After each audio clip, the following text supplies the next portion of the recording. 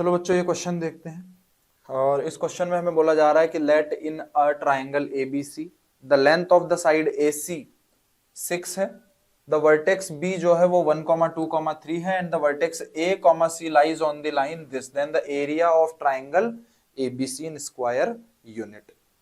तो बहुत ही सिंपल सी बात है, अगर हम थोड़ा भी दिमाग लगाएंगे यहाँ पे कि भाई ये मान लो कि ये हमारी लाइन एल गिवन है, ये लाइन एल गिवन है, यहाँ कहीं पे एक पॉइंट हमारे पास में बी है, बी के कोऑर्डिनेट दे रखे हैं हमें 1,2,3 और हमें जो है बनाना है एक इक्विलेटरल ट्राइंगल, है ना, सॉरी सिर्फ ट्राइंगल बनाना है। तो ये ऐसा कुछ होगा भाई, ये ऐसा कुछ आ जाएगा, फिर उसके बाद में ये ऐसा कुछ आ जाएगा। ये जो भी है इन दोनों के बीच की जो डिस्टेंस है वो कितनी आ रखी है, वो दे रखी है 6 यूनिट। ये डिस्टेंस जो है वो 6 यूनिट दे रखी है, ये ए हो जाएगा, ये सी हो जाएगा। तो बेसिकली अगर हम एरिया की बात करें भाई, इस एबीसी ट्राइंगल का एरिया में कैलकुलेट करूं तो उसके लिए तो बेस तो पता ही है, हमें सिंपली सिर्फ क्या चेक करनी है, हाइट निकाल लेनी है। हाइट निकालते ही हाफ बेस इंटू हाइट, है ना, ये करके एरिया फाइंड कर लेंगे। अच्छा, तो इसका मतलब है सिंपली बी से हम एल लाइन की परपेंडिकुलर की डिस्टेंस निकाल लेते हैं।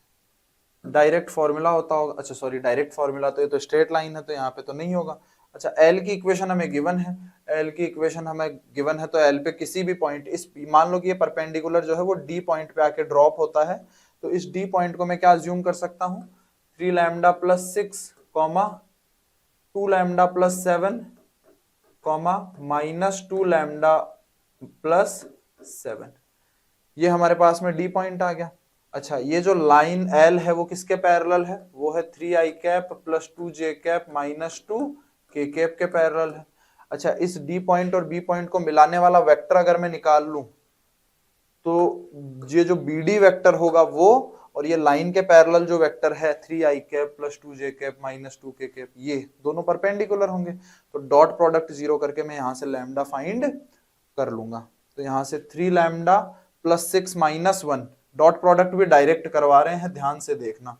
तो ये आ जाएगा 3 lambda plus 5 into 3 plus 2 lambda plus 5 into 2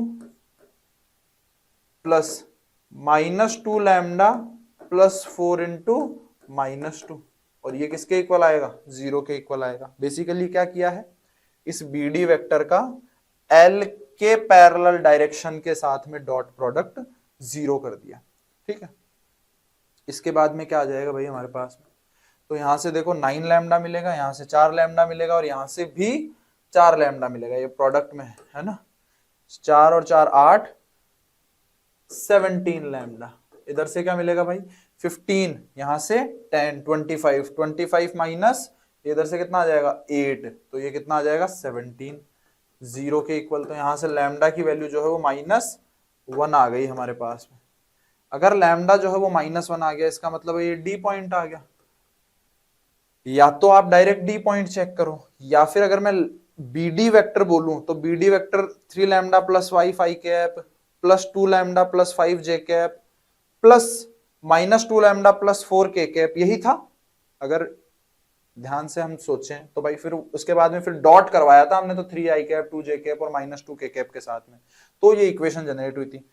तो अगर मैं लैम्डा की वैल्यू -1 यहाँ पे ही पुट कर दूं बीडी वेक्टर के अंदर ही, है ना, ठीक है, तो यहां से डायरेक्ट इस बीडी वेक्टर का मैग्नीट्यूड ही क्या आ जाएगी हमारी, डेप्थ डी आ जाएगी, या फिर हाइट बोल दो डी, हाइट डी कितनी आ जाएगी इसका मैग्नीट्यूड। तो ये मैग्नीट्यूड कितना हो जाएगा, magnitude of this vector 2i cap, यहाँ पे -1 पुट कर रहा हूं तो -1 पुट करते ये कितना हो गया 2, यहाँ पे पुट करूंगा तो ये कितना हो जाएगा 7j कैप, यहाँ पे पुट करूंगा तो कितना हो जाएगा, एक सेकंड 7 थोड़ी आएगा, ये 3 आएगा ना, ये 3j कैप, -1 पुट कर रहे हैं, -1 पुट करेंगे तो ये कितना आ जाएगा 6k कैप।